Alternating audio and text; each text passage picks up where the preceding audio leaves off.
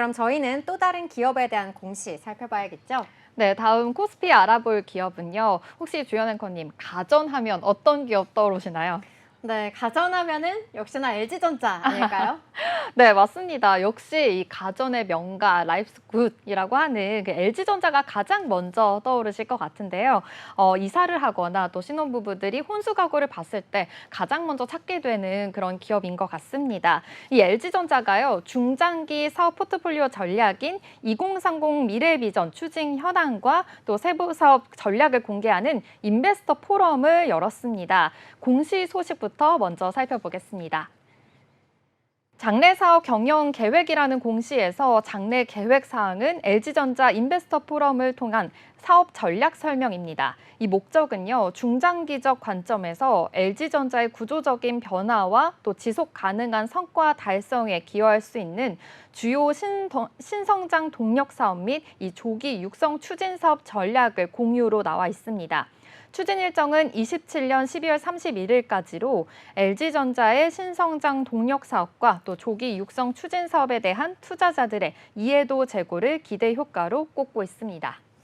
네, 어제 이 LG 사이언스 파크에서 국내외 기관 투자자 그리고 증권사 애널리스트를 모두 초대를 해서 이렇게 인베스트 포럼이 열린 거잖아요. 구체적으로 그렇다면 여기에서 어떤 이야기들이 좀 나왔을까요? 네, 맞습니다. 어제 포럼 이렇게 LG전자 유튜브 생중계로도 같이 이제 볼 수가 있었는데요. 제가 오. 재방송을 다 보고 왔습니다. 오. 그래서 이 포럼에서 어떤 이야기가 오고 갔는지 하나하나 설명해 드리겠습니다. 먼저 포럼 발표는요, 이 조주환 CEO가 먼저 직접 나섰는데요. 이렇게 최고 경영진이 직접 나서서 소통하면서 보다 좀 투명하게 알리고자 하는 취지로 또 보입니다. 2030 미래비전 발표 이후에 또 1년간 추진한 사업 포트폴리오 혁신에 대한 결과도 설명했고요. 그리고 앞으로의 목표까지도 소개가 됐습니다. 먼저 미래비전 2030 추진 경과부터 살펴보도록 하겠습니다. 작년에 선포한 LG전자의 미래비전이요. 이 고객의 삶이 있는 모든 공간에서 고객의 경험을 연결하고 확장하는 이 스마트 라이프 솔루션 컴퍼니였습니다. 이 사업 영역을 가전을 넘어서 홈, 사업, 또 모빌리티, 가상 공간까지 넓혀나가겠다라는 목표였는데요. 이 기업 성장, 이 기업 사업 성장을 좀 극대화해서 플랫폼화되어서 이 수익성이 높은 사업까지 더욱더 확장 나가겠다라고도 밝혔습니다. 그리고 이 B2B 사업을 더욱더 확대를 해서 기업 고객에게까지 이런 차별화된 솔루션을 제공하겠다라고 밝히기도 했는데요. 마지막으로는 이 신사업 발굴을 통해서 전기차 충전과 또 로봇과 같이 이런 잠재력이 높고 또 역량을 발휘할 수 있는 사업을 구축해 나가겠다라고도 밝히기도 했습니다. 또 미래지향적 사업 구조를 보니까요. 포트폴리오 전환을 통해서 더욱더 추진할 거고요. 그리고 작년에 발표했던 미래비전 발표에서 매출 100조 원, 트리플 세븐이라고 하죠. 이 목표를 제시했었는데요. 바로 777 전략이었습니다. 연평균 성장률 7%, 또 영업이익률 7%, 그리고 기업 가치 7%, 기업 가치는 7배를 달성하겠다라는 중장기 비전을 밝힌 건데요. 이렇게 재무적 목표의 중간 진척 그런 상황도 공유가 됐습니다. 올 상반기 경영 실적을 보니까요. 전년 동기 대비 매출 성장률은 8%였고요. 그리고 영업이익률은 6%, 기업 가치는 4배 수준이었습니다. 사실은 조금 아쉬운 부분도 있지만 그래도 각 사업마다 그래도 높은 성장률을 보이고 있고요. 계속해서 발전하고 있다라고도 덧붙이기도 했습니다. 이 LG전자 조주환 CEO는요. 연매출 1조 원이 넘는 유니콘 사업이 지속적으로 좀 육성될 것이다. 기대해달라 이렇게 이야기도 했고요. 그리고 자신감까지 내비치기도 했습니다. 높은 성장률과 또 안정적인 수익 확보가 좀 가능한 사업 구조로 변화를 추진하면서 LG전자의 가치를 좀 제대로 평가받도록 노력할 것이다라고 덧붙이기도 했습니다. 네, 이렇게 777 전략, 이렇게 좀 중장기 비전 달성을 위해서 잘 가고 있다는 LG전자 CEO의 키노트 잘 들어봤고요. 또 이렇게 뭐 전기차 충전이라든지 네. 또 로봇과 같이 좀 잠재력이 높은 이러한 신사업에 대해서도 계속해서 좀 사업을 확대시키고 추진하겠다. 이러한 내용까지 살펴볼 수가 있었습니다. 그리고 여기에서 좀 각 사업 책임자가 이 지금의 성과를 또 공유하기도 했다고 하더라고요. 네, 맞습니다. 먼저 구독 사업 관련해서 발표가 또 이어졌는데요. 최초 사업은 2009년에 정수기 렌탈 사업으로 시작을 했고요. 그리고 에어컨과 대전 가전에 대한 이런 사업이 좀 더 확대가 된 겁니다. 이미 구독 사업은요, 지난해 연매출 1조 1,341억 원을 달성했는데요. 그러면서 이미 유니콘 사업의 반열에 올랐습니다. 올해 가전 구독 매출을 보니까요, 또 60% 가까이 올랐습니다. 1조 8천억 원이 넘을 것으로 또 전망하고 있는 상황인데요. 이렇게 정말 가전 구독과 관련해서도 계속해서 사업 성과가 내고 있는 만큼 기대해 보셔도 좋다라고도 발표가 이어졌고요. 그리고 웹 OS 부분에서도 TV 사용 형태에서 또 인터넷 기반 사업으로 좀 빠르게 성장을 했습니다. 이렇게 더욱더 확장된 만큼 이제는 좀 더 많은 고객들이 다양한 콘텐츠를 즐길 수 있도록 미디어 엔터테인먼트 사업으로 확장하고 있다라고도 밝혔습니다. 지난 2018년 이후에 웹 OS 플랫폼 기반 광고 콘텐츠 사업 연평균 성장률은요, 64%에 이르렀습니다. 그리고 이 넷플릭스처럼 고객에게 돈을 받고 콘텐츠를 제공하는 TVOD라는 사업도 같이 유럽에서 시작할 예정이다라고도 밝혔는데요. 사업 역량 강화를 위해서 2027년까지 1조 원 이상 좀 투자할 계획이라고 밝혔습니다. B2B 가속화를 위해서도요, 디지털화와 또 전기화 등 정말 시장의 번곡점을 좀 연결을 해서 자동차 부품과 냉난방 공조 등 정말 스마트 팩토리에서 계속해서 또 그런 분야에서도 성과를 내고 있다라고도 밝혔는데요. 지난 2021년이었습니다. 27% 수준이었던 이 B2B 비중을요, 올 상반기에는 35%까지 확장했습니다. 그리고 LG전자는 오는 2030년까지 전체 매출에서 B2B 비중을 45%까지 늘리겠다라는 계획까지 밝혔습니다. 네, 사실 LG전자 좀 하면은 우리가 네. 가전을 떠올리기 마련인데 또 이렇게 좀 다양한 사업을 영위하고 있다는 점 확인해 볼 수가 있었고요. 또 이렇게 좀 그 가운데서도 냉난방 공조 사업 같은 경우에는 3년 내에 유니콘 사업으로 좀 발돋움할 것이다. 이러한 또 전망이 나왔다고 하면서 하더라고요. 맞습니다.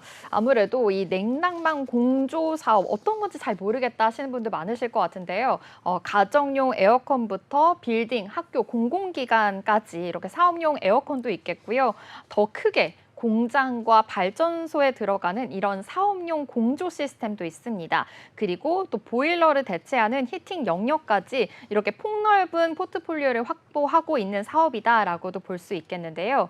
이 최근에는 또 AI 열풍으로 인해서 굉장히 반도체에 또 열을 많이 받고 있는 그런 상황입니다.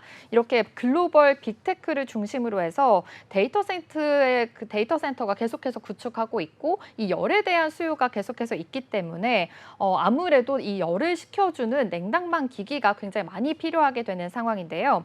서버가 또 24시간 365일 돌아가는 것만큼 전력 소모량 또한 굉장히 많습니다. 어마무시하게 열을 뿜어내고 있는 이런 상황, 열 관리가 더욱더 필수가 되겠는데요. 이 냉각 시설로 활용되고 있는 이 칠러 사업의 기회가 계속해서 새롭게 열리고 있는 것이다라고 볼 수도 있겠습니다. 이 칠러는요, 냉매로 물을 냉각시켜서 차가운 바람을 만들고요. 그리고 대형 건물 등에 이 냉방을 공급하는 그런 설비입니다. LG전자의 이 칠러 사업은 최근 3년 연평균 성장률이 15%를 넘었다라고 볼 수 있겠는데요. 같은 기간 해외 매출은 2배 이상 또 늘었습니다. 앞으로 이 데이터 센터 냉각 시장을 좀 더 적극적으로 공략하겠다라는 계획까지 밝힌 상황이고요. 그리고 이렇게 차가운 공기로 데이터 센터를 식히는 칠러와 달리 이 액체로 열을 식히는 장비도 있는데요. 바로 액침 냉각입니다. 이 액침 냉각에 대한 사업도 뛰어들겠다라고도 밝혔습니다. 에어컨 사업을 통해서 사실 냉매, 이 열 교환 기술을 좀 오랫동안 또 쌓아온 그런 가전의 정말 명가이인 만큼 계속해서 LG전자가 더욱더 승산이 있다라는 강점도 가지고 있습니다. 네, 사실 이 HBM의 수율 확보가 굉장히 어렵다고 하는 게 바로 이 발열 문제인데요. 이 네. 발열 문제 때문에 또 최근에 냉난방 공조 시스템이라든지 이런 또 액침 냉각 같은 이러한 종목들이 또 주목을 계속해서 받고 있는 모습입니다. LG전자도 한 2달 전쯤이었을까요? 이렇게 액침 냉각 테마와 관련해서 한 번에 이렇게 좀 하루 만에 뭐 한 10%까지 좀 급등하는 모습을 보였습니다. 그만큼 또 이 LG전자의 이 액침 냉각 그리고 이렇게 발열 관리 시스템에 대해서도 굉장히 시장에서 주목을 하고 있으니까요. 앞으로의 성장성 기대해봐도 좋을 것 같습니다.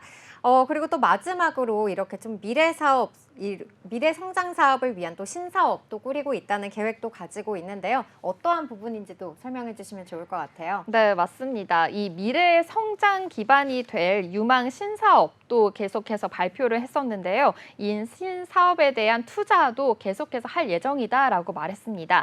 사업용 로봇으로 이 AI 기반 소프트웨어 중심의 로봇 역량을 계속해서 확보할 계획인데요.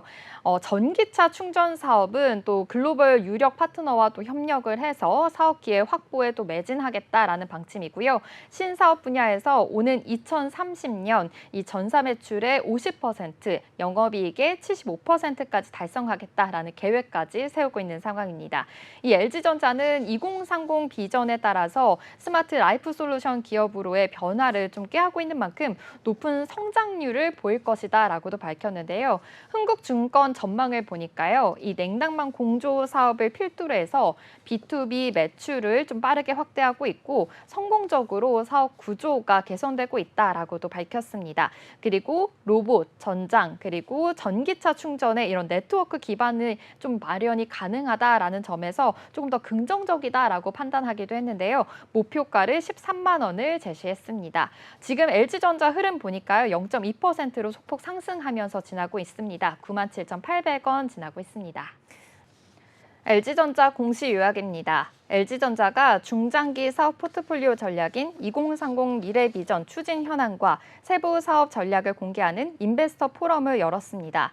LG전자 인베스터 포럼을 통한 사업 전략 설명으로 중장기적 관점에서 LG전자의 구조적인 변화 및 지속 가능한 성과 달성에 기여할 수 있는 주요 신성장 동력 사업 및 조기 육성 추진 사업 전략을 공유하는 자리였습니다.